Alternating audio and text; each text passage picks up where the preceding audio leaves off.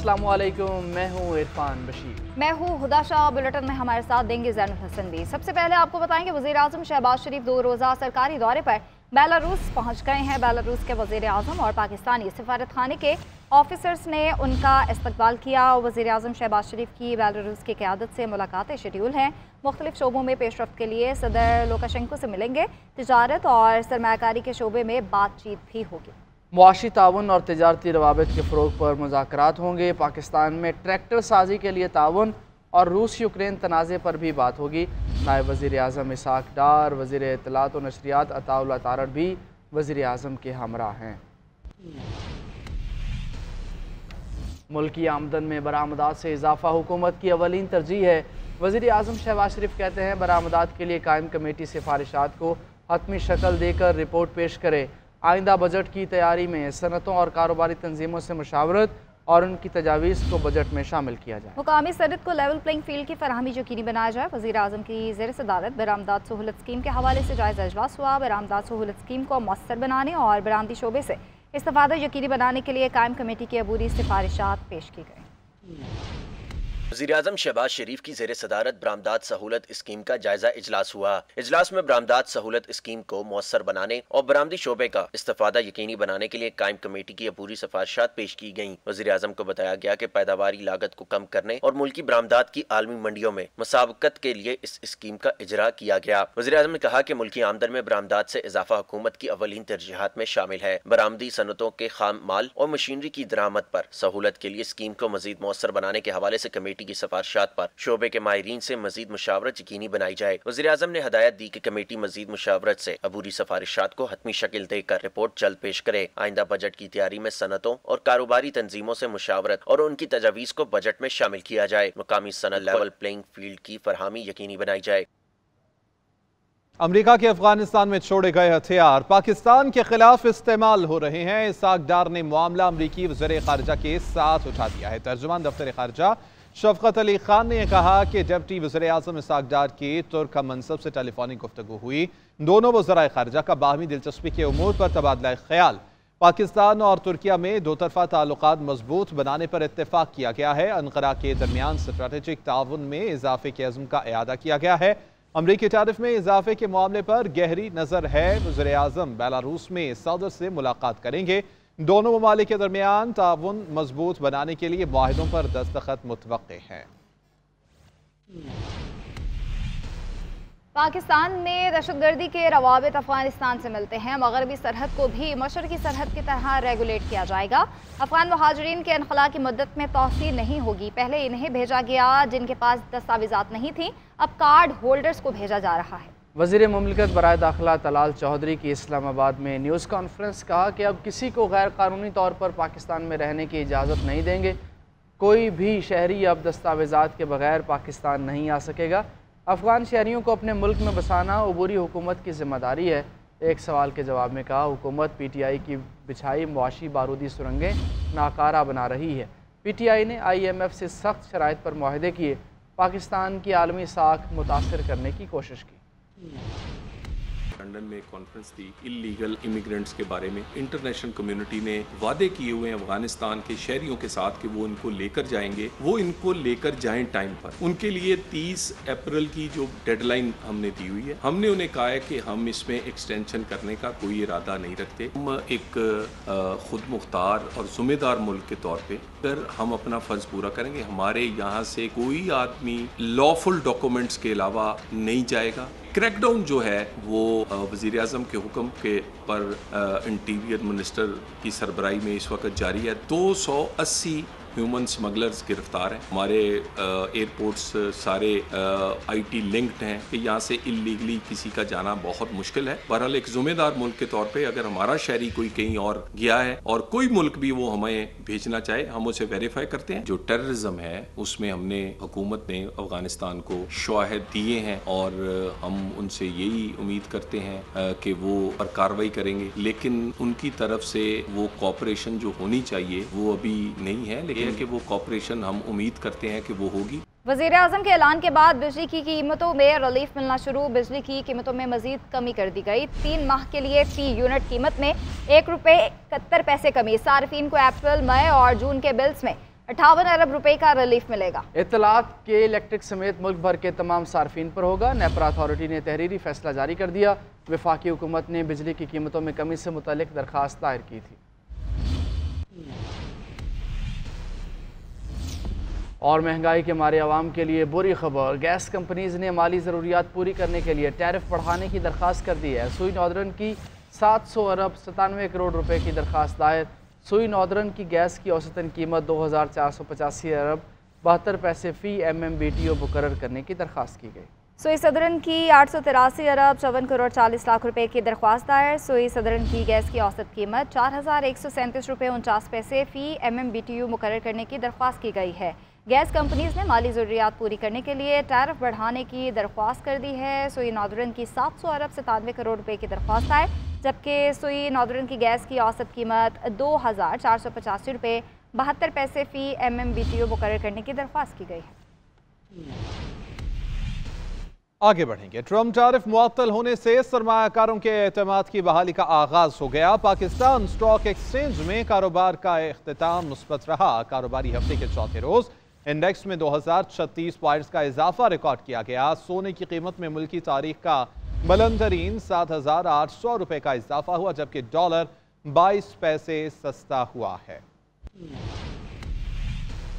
Pakistan stock exchange ने फिर रफ्तार पकड़ ली। ट्रम्प टैरिफ की मुअत्तली से सरमायाकारों का एतमाद बहाली की जानिब गामजन हो गया। कारोबारी हफ्ते के चौथे रोज 100 इंडेक्स 2036 पॉइंट्स के इजाफे से 1,16,189 पॉइंट्स पर बंद हुआ। कारोबार के दौरान मार्केट की बुलंद तरीन सतह 1,17,484 और कम सतह 1,16,130 पॉइंट्स रही। कारोबार के दौरान 450 कंपनियों के हिस्से के सौदे हुए, जिनमें से 346 कंपनियों की कीमतों में इजाफा और 63 में कमी हुई। सीमेंट, फर्टिलाइजर, रिफाइनरी समेत दीगर अहम शोबों की कारोबारी सरगर्मियों में इजाफा नजर आया। दूसरी जानिब फी तोला सोने की कीमत 7,800 रुपए के रिकॉर्ड इजाफे से 3,32,800 रुपए पर पहुंच गई, जबकि 10 ग्राम सोना 6,688 रुपए महंगा होने से 2,81,893 रुपए हो गया। इधर इंटरबैंक में 22 पैसे कमी से डॉलर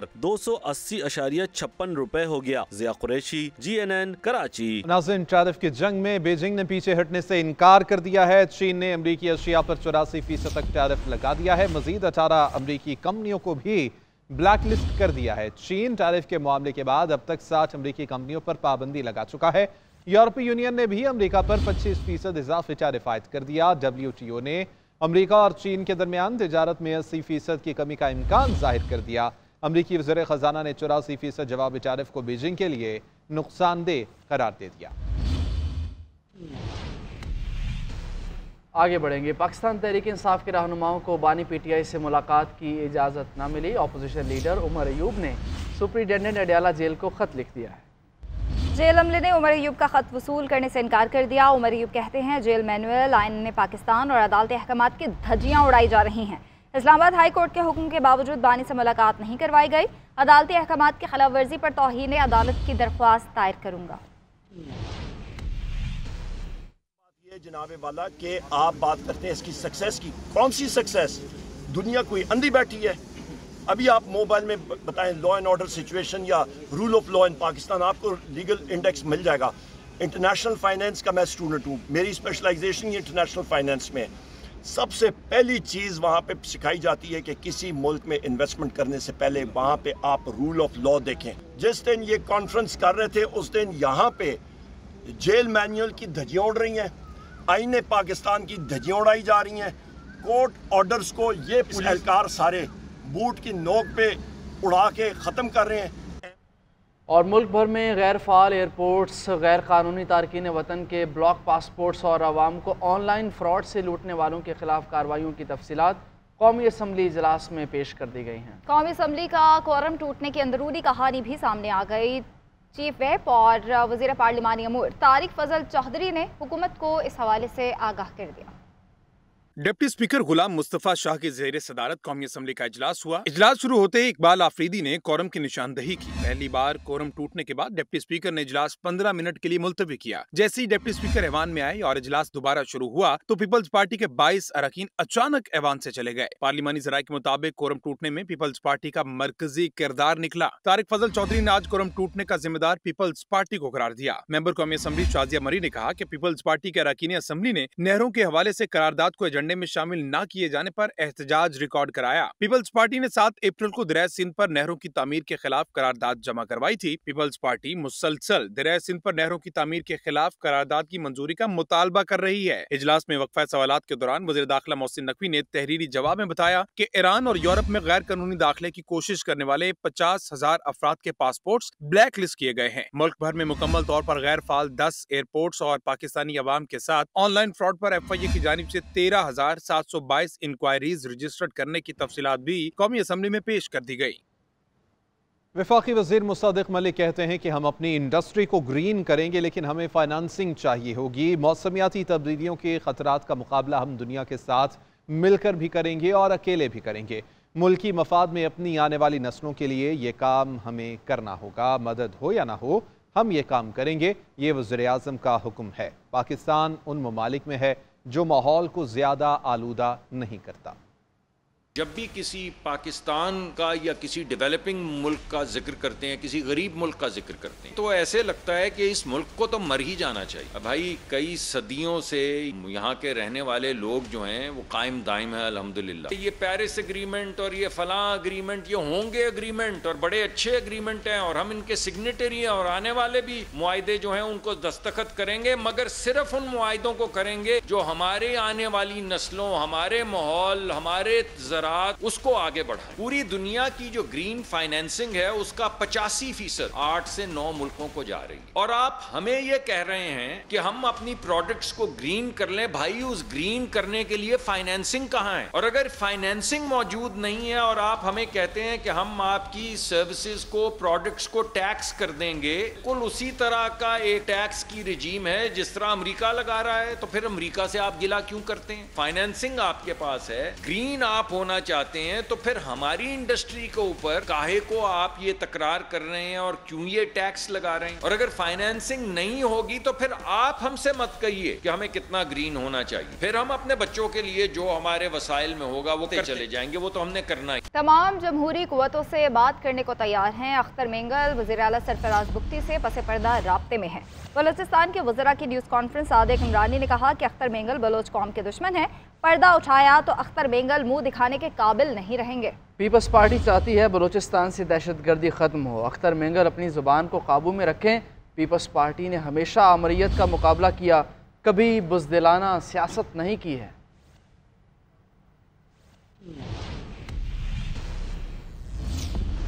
इसराइल एक दहशतगर्द रियासत है। निहत्ते फ़लस्तीनियों पर जुल्म सितम की मिसाल नहीं मिलती। मौलाना फजल रहमान का कौमी फ़लस्तीन कॉन्फ्रेंस से खिताब, कहा अहले फ़लस्तीन के साथ खड़े होने का वक्त आ चुका। दुनिया के लिए पैगाम है कि हर पाकिस्तानी फ़लस्तीनी भाइयों के साथ खड़ा है। मुफ्ती तकी उस्मानी बोले कि तमाम इस्लामी हुकूमतों पर फ़लस्तीन में जहाद फ़र्ज हो चुका।